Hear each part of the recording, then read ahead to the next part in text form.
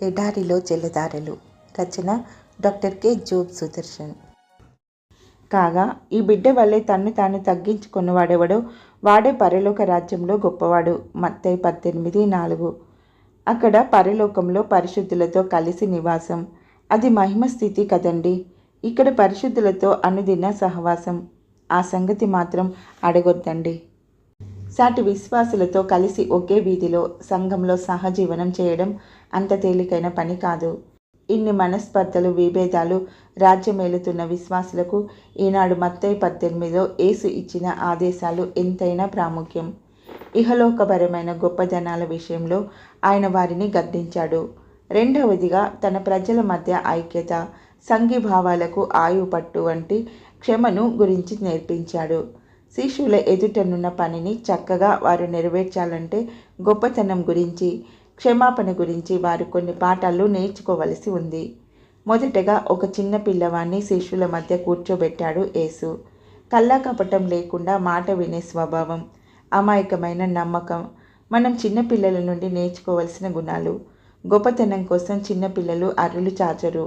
ఇతరులపై ఆధారపడడానికి వెనుకాడరు. ఇతరులను సంతోషపెట్టాలని చూస్తారు. తమకు జరిగిన అన్యాయాన్ని ఇట్టే మర్చిపోతారు. కక్ష పెట్టుకోరు. ఫిలిప్పీ 2:16లో పౌలు ఉపదేశం చూడండి. మీలో ప్రతి ఒక్కరూ వినయంతో తనకంటే ఇతరులు ఎక్కువ వారని ఎంచండి. వినయభావం, సౌజన్యం అనేది దేవుని రాజ్య పౌరుల ముఖ్య లక్షణం.